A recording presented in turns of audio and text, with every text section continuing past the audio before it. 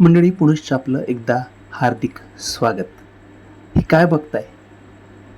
ही आहे दंडवत. आमचा पार्ट 1 आणि पार्ट 2 म्हणजे थर्ड डे साठी आम्ही श्री गणरायाला साक्षात दंडवत केला, गणपतीपुळे सोडलं आणि रायगडकडे निघालो.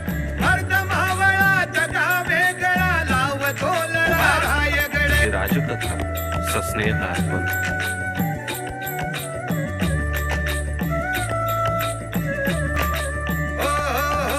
सूर्याची प्रभा पसरली नभा कसा उभा हा रायगड.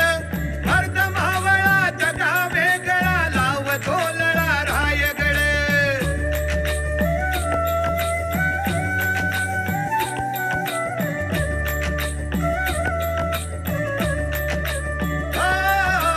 सूर्याची प्रभा पसरली नभा कसा उभा हा रायगड.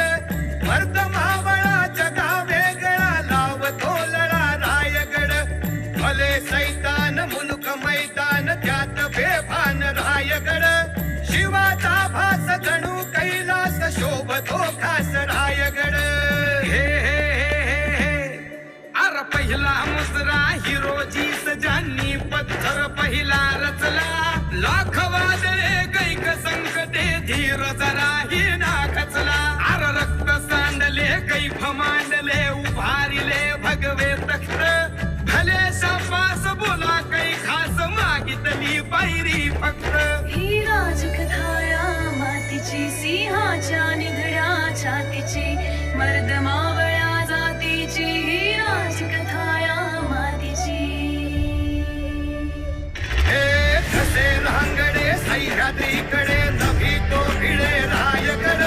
विकट दिवात कठीण तो घाट त्यात हातात रायगड. अर मावळा मर्द भूतळी स्वर्ग असा हा दुर्ग रायगड. शिवाचा भास जणू कैलास शोभतो खास रायगड.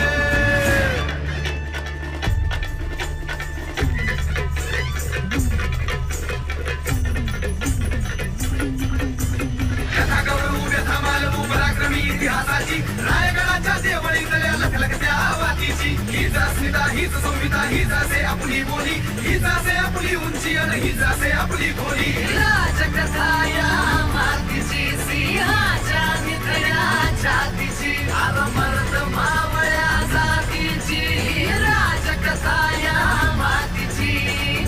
महाराजांचा इतिहास हा गडकोटांच्या गाभाऱ्यात आणि सह्याद्रीच्या कडेकपाऱ्यात अजूनही जिवंत आहे. तो जगण्यासाठी आणि तो जपण्यासाठी गडकिल्ल्यांना आपलं करा. ही राजकथाया मातीची. पाहावा रायगड एकदा, अन्यथा जन्म व्यर्थ आहे. इकडे तिकडे कुठेच नको पाहू, तिथे खरा स्वर्ग आहे. स्वर्गात जणू एक धर्तीवरचा स्वर्ग बघा.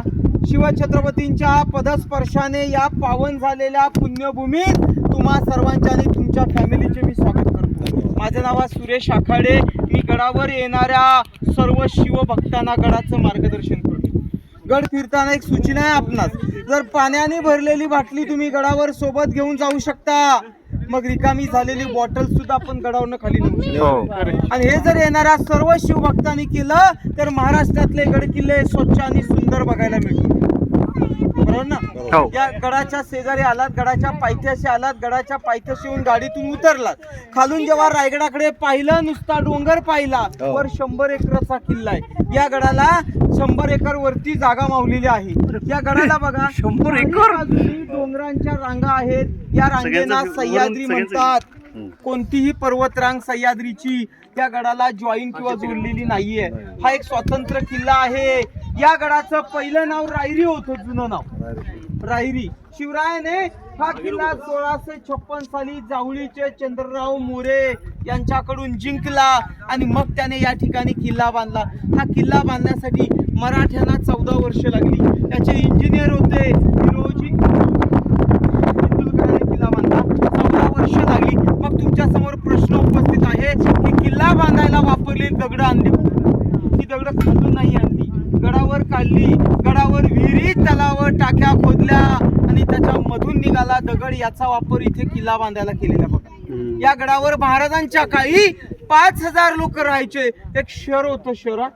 म्हणून अभिमानाने सांगतो, मराठी असल्याचा गर्व आहे, मोडेल पण वाकणार नाही. ही मराठ्यांची जात. इथली माती लाल का, तर इथला प्रत्येक मराठी माणूस इथे लढाईमध्ये काढला गेलाय, मारला गेलाय, म्हणून इथली माती लाल. वारकरी संप्रदायामध्ये काय सांगितलं जातं की माणसाने जन्माला आल्यानंतर एकदा तरी पंढरीची वारी, चारीधाम, काशी यात्रा कराव्या.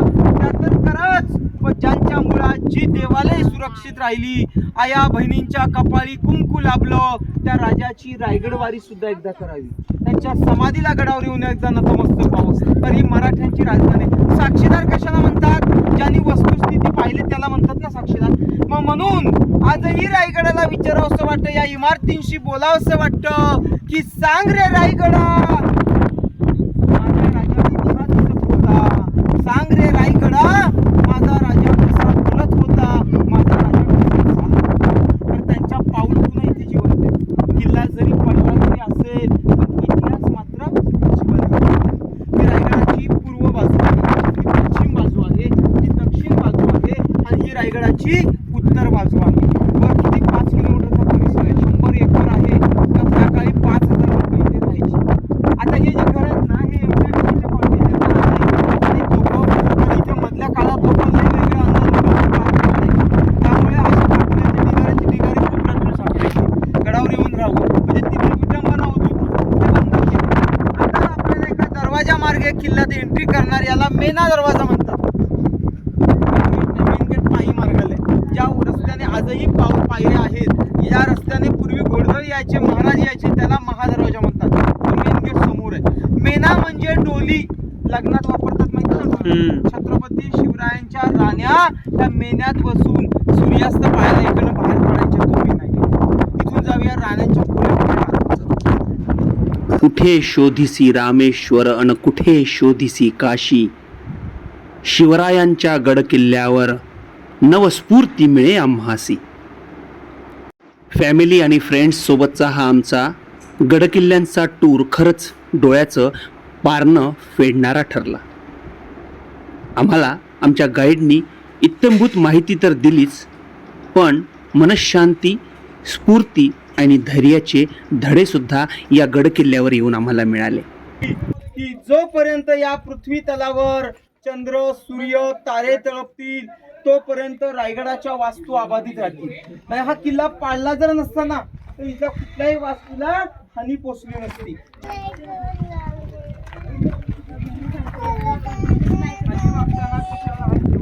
मोबाईल वगैरे पडला तर काढता येणार नाही.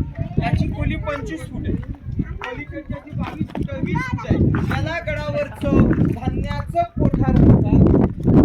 यालाच आपल्याकडे काय म्हणतात, अन्न, वस्त्र आणि निवारा, या जर गोष्टी मुबलक गडावर असतील तर या भिंतीपर्यंत हा पूर्ण पडलेला जो परिसर आहे, हा गडावरचा महाराजांचा राजवाडा. नसेल का महाराजांच्या ही पदस्पर्शाने पावन झालेली जागा. तर आज आम्ही असे लाखो शिवभक्त पाहतो की आल्या आल्या या ठिकाणाची माती सुद्धा कपाळी लावून जाते. महाराज इथे राहिलेले आता. मी एक तुमच्यासारखा स्टुडंट आहे. हे पाया जुन्या लाकडाची हे गोल जे आहे ते आता आणले का, या वाड्याचं रिकन्स्ट्रक्शन करायचे. इथेच महाराज 10 वर्ष राहिलेले आहेत, 26 वर्ष राजगडावर राहिलेले आहेत, 10 वर्ष रायगडावर, आणि त्यांचा मृत्यू देखील याच वाड्यामध्ये झालाय. महाराजांच्या मृत्यूची तारीख होती 3 एप्रिल 1680 रोजी, चैत्र पौर्णिमा, हनुमान जयंतीचा दिवस. या दिवशी याच वाड्याने त्यांचा मृत्यू पाहिलेला होता. त्यावेळी काय फोन वगैरे होते का? कुटुंबामध्ये गेली, गडावर गर्दी जमली, पण ती बातमी रायगडापुरती न थांबता इथून वाऱ्यासारखी निघाली आणि आग्र्याच्या दरबारी जाऊन धडकली. कोणाच्या? औरंग्याच्या. औरंग्याला शिवरायांच्या मृत्यूची बातमी मिळाल्यानंतर तो आनंदित व्हायला पाहिजे ना, दुःखी झाला होता. सिंहासनावरून खाली आला, मस्जिद मध्ये गेला, जिरेटोप उतरवलं, बाजूला ठेवलं, नमाज पडू लागला आणि काय म्हणू लागला, हे खुदा तेरे यहाँ जन्नत के दरवाजे खुले रख देना, माँ बहनों की इज्जत करने वाला शेर शिवा तेरे पास आ रहा है. मरावे पण कीर्तिरूपी रावे. हसतो वाढवतो मला. ते बघा आता त्या बोर्डावरती फुलं लिहिली ना, लोकांची गैरसमज काय होतो माहिती का? गैरसमज तर निघाली पाहिजे. गडावर येऊन दगडावर डोकं टेकवा. लोकांना समाजिक समजतं. पण जर आज तुमचं एखादं दुकान आहे, गाळा आहे, फॅक्टरी आहे, कुठली हॉटेल आहे, त्याची ओळख पटण्यासाठी आपण एक बोर्ड लावतो की नाही त्याच्यासमोर. मंडळी, जय जिजाऊ जय शिवराय. आज मी तुमच्याशी हितगुज करणार आहे, पण माझं लोकेशन आहे छत्रपतींची राजधानी आणि रायगड किल्ला. मित्रांनो, आज या रायगड किल्ल्यावर आम्ही आलो आहे फॅमिली, फ्रेंड्स आणि बच्चा कंपनी. या पवित्र भूमीला नमन करताना आणि ही माती आपल्या कपाळी लावताना आम्हाला तो इतिहास आठवतोय आणि आठवायलाच पाहिजे. जय जिजाऊ जय शिवरायांच्या घोषणा करायलाच पाहिजे. ती स्फूर्ती, ते साहस, ते धैर्य, तो आत्मविश्वास या मातीतून आम्हाला मिळतो. आणि म्हणूनच हा किल्ले रायगड, तुम्हाला या किल्ले रायगडच्या संदर्भात ही माहिती आमचा इथला गाईड जो आमच्या सोबत आहे तो नक्कीच देणार आहे. ऐकूया. लोटून देण्याची जागा, जो कोणी चोरी लबाडी आणि फंद फितुरी करेल अशा माणसाला सरळ पोत्यात भरायचे, पोत्याचं तोंड बांधायचे, त्या कड्यावर नंतर कडेलोट करायचे, त्याला मृत्यूदंडाची शिक्षा द्यायची, किती द्यायचे. आता महाराजांच्या राज सदरेवर जाऊया, जिथे राज्याभिषेक झाले.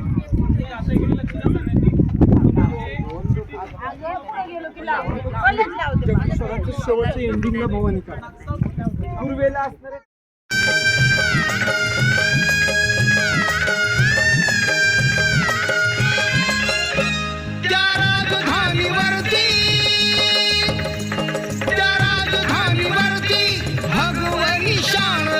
भगवानी शान आहे. रायगड किल्ला महाराष्ट्राची शान आहे.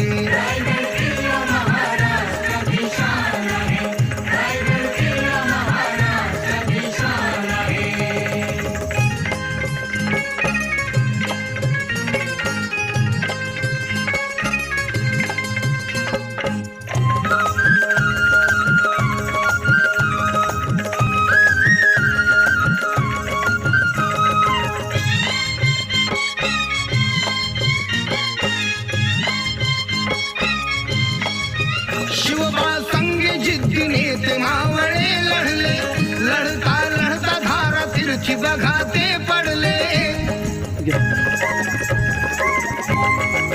शिवबा संगे जिद्दीने ते मावळे लढले, लढता लढता धारा तिरछी बघा ते पडले. या मर्द मराठ्याची, या मर्द मराठ्याची म्हणून ताठ मान आहे, म्हणून ताठ मान आहे. रायगड किल्ला महाराष्ट्राची शान आहे. रायगड किल्ला महाराष्ट्राची शान आहे. रायगड किल्ला महाराष्ट्राची शान आहे.